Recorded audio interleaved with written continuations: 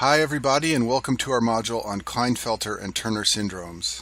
Klinefelter and Turner syndrome are sex chromosome aneuploidy disorders. This means these are genetic disorders where the affected individual has an abnormal number of sex chromosomes. Klinefelter syndrome occurs in males who have an extra X chromosome. For example, they may be XXY when they should be simply XY. Turner syndrome occurs in females who are missing an X chromosome, so instead of being XX, they are referred to as X0, meaning they only have a single X chromosome. Both of these disorders can be diagnosed by sending a patient for a test known as a karyotype.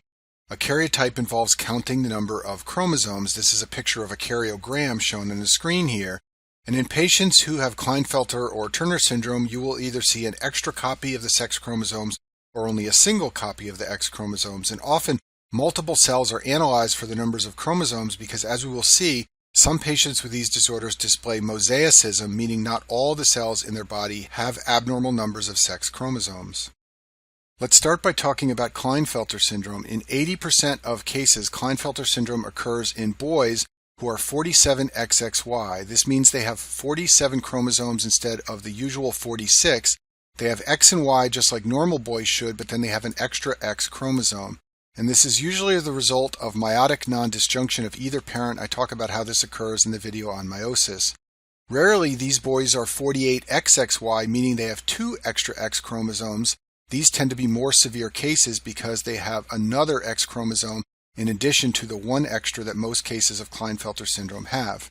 And then sometimes boys with Klinefelter syndrome display what's known as mosaicism, which I talk about in other videos.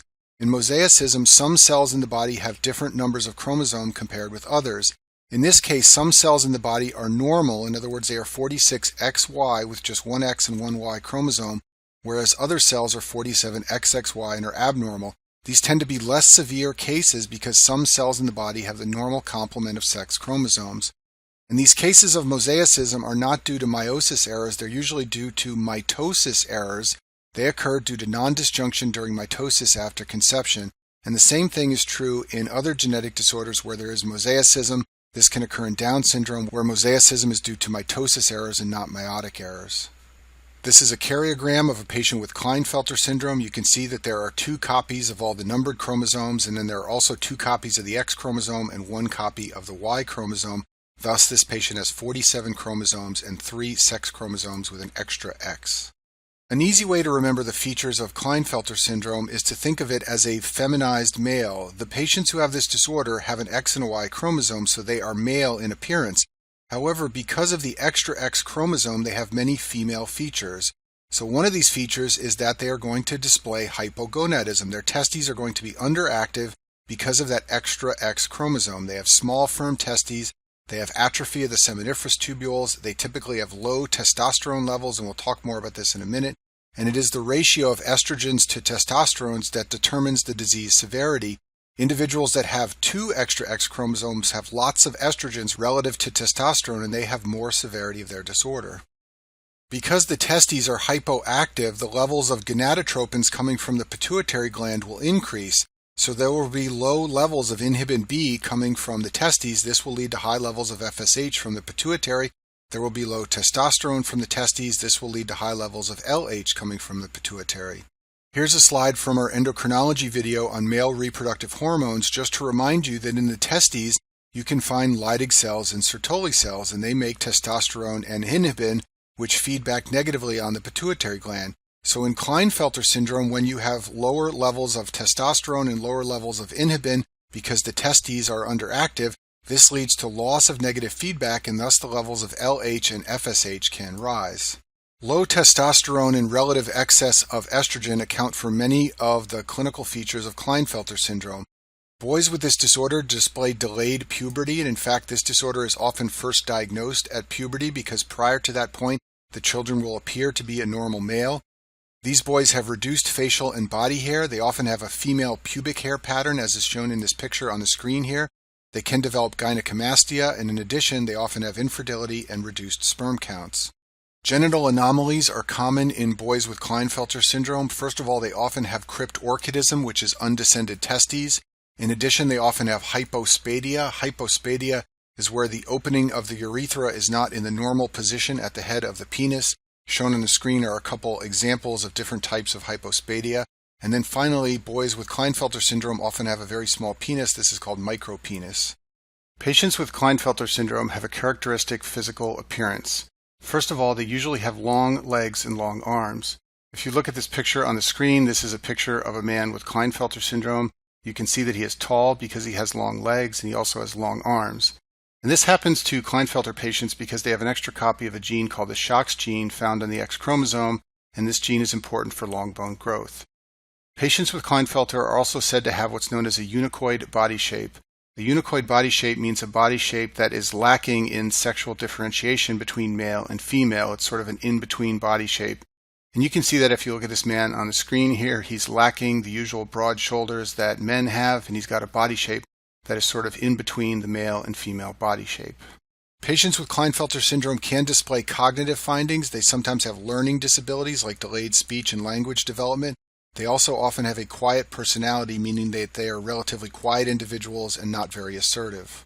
For the USMLE Step 1 exam, it's high yield to know that patients with Klinefelter syndrome can have a bar body found in the nucleus of their cells. A bar body is an inactivated X chromosome. It's normally found only in the cells of females. Females are XX, so one of their X chromosomes undergoes a process called lyonization, where that X chromosome becomes condensed into heterochromatin with methylated DNA, and thus it becomes inactive, so that in each cell of a female's body only one X chromosome is active, the other one is inactive and appears as a bar body, which I've shown on the screen here.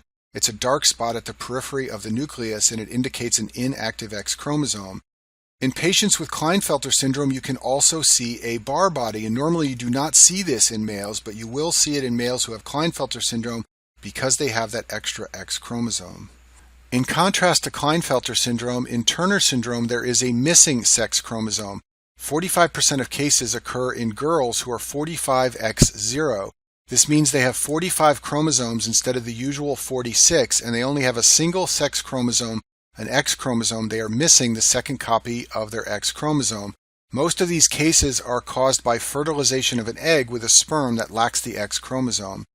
Many cases of Turner syndrome are what's known as mosaic Turner syndrome. These are often milder cases. In these cases, girls are born with a mosaic of chromosomes in their body. So some cells will be 45X, but other cells will be normal and will be 46XX. This version of Turner syndrome, mosaic Turner syndrome, is caused by mitotic non-disjunction during the postzygotic cell division stage, and this is common to many genetic disorders. Mosaic Down syndrome is caused by mitotic non-disjunction, mosaic Klinefelter syndrome is caused by mitotic non-disjunction, and so is mosaic Turner syndrome. We saw before that Klinefelter syndrome is a male who is very tall. In contrast, Turner syndrome will be a female who is very short, and this is because girls with Turner syndrome have lost one copy of that SHOX gene on the X chromosome we mentioned earlier. And because females with Turner syndrome are often short, they are often administered growth hormone in childhood to try to have them develop to a normal height. Other classic features of Turner syndrome include a broad chest. This is sometimes described as a shield chest because the chest looks sort of square like a shield would in medieval times. And in addition, they often have widely spaced nipples, so they'll have the shield chest with the nipples very far apart on the chest. There are a couple of features of Turner syndrome that are believed to result from lymphatic obstruction that occurs during fetal development. Girls with Turner syndrome classically have a webbed neck, as shown in this picture on the right side of the screen. This is believed to result from poor lymphatic flow during fetal development. In addition, babies with Turner syndrome often have swollen hands and feet, especially right at the time of birth. Some girls with Turner syndrome have an anomaly called a cystic hygroma. This is a congenital lymphatic defect. There's a picture of one shown in this child on the screen here. It's a large collection of lymph and cysts. That's why it's called a cystic hygroma. It's often found in the head and neck, and it is sometimes detected in utero on fetal ultrasound. Ovarian function is typically abnormal in girls with Turner syndrome. The hallmark of the disorder is a female with primary hypogonadism. These girls have loss of ovarian function. It's often described as gonadal dysgenesis. In addition, a classic finding is what's known as streak ovaries. This is where there are streaks of fibrous tissue seen in the expected location of the ovaries, and these girls have no or very few follicles. Shown on the screen is a picture of the ovary. It's normally found in the middle of the broad ligament, but in girls with Turner syndrome, Instead of ovarian tissue, there will be streaks of fibrous tissue, hence the name streak ovaries. Because the ovaries are abnormal, there are decreased levels of inhibin B and estrogens to feed back on the pituitary gland, and therefore you can see increased levels of LH and FSH, just like we talked about in Klinefelter syndrome. In actual practice, it turns out that the levels of LH and FSH vary during childhood. They are sometimes normal during certain periods of development, therefore you can't rely on these for diagnosis. They're often most abnormal in early childhood and pre-puberty after 10 years of age. If this disorder isn't picked up early because of presence of a webbed neck or puffy feet or a cystic hygroma, it's often diagnosed at the time of puberty. Girls with Turner syndrome will display delayed puberty. They will have absence of breast development and failure to menstruate. This is sometimes treated with estrogen supplementation to try and induce normal changes of puberty in girls who have this disorder. In addition, Turner syndrome typically leads to primary amenorrhea. In fact, it is the most common cause. This is sometimes referred to in textbooks as menopause before menarche. Basically, these girls are born with insufficient ovarian tissue, so they have menopause before they've had the start of menses. Now, some girls will menstruate and develop menopause early in their teens or 20s. These are usually girls with the milder form, the mosaic form of Turner syndrome. Most women with Turner syndrome are infertile. As I mentioned before, they are born with 0 or relatively few ovarian follicles. Some women can become pregnant if they use donated oocytes because they can carry the baby to term once the egg has been fertilized. It's very high yield for step 1 to know the cardiovascular complications of Turner syndrome, which I have listed on this slide. About a third of girls born with Turner syndrome have a bicuspid aortic valve. Normally, the aortic valve has 3 cusps, but in about 30% of girls with Turner syndrome, it has 2 cusps, as shown in this picture on the screen. Up to 10% of girls with Turner syndrome have coarctation of the aorta, as shown in this picture here. I discussed this in detail in the cardiology section in the video on congenital heart defects. And then finally, high blood pressure is common in girls with Turner syndrome. It may even occur in childhood. It is sometimes due to the coarctation of the aorta or renal disease, which we'll talk about in a minute. However, it's often a primary disorder.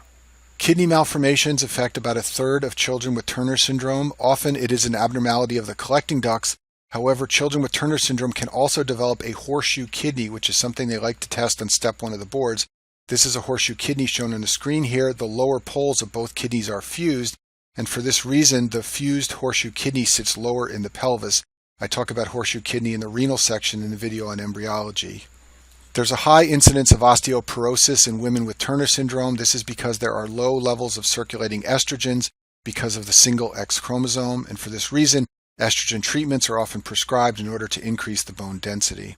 And then finally, women with Turner syndrome often have endocrine disorders. Type 2 diabetes is more common than in the general population, and about a third of women with Turner syndrome have some form of thyroid disease. It's usually hypothyroidism from Hashimoto's thyroiditis. And that concludes our video on Klinefelter and Turner syndromes.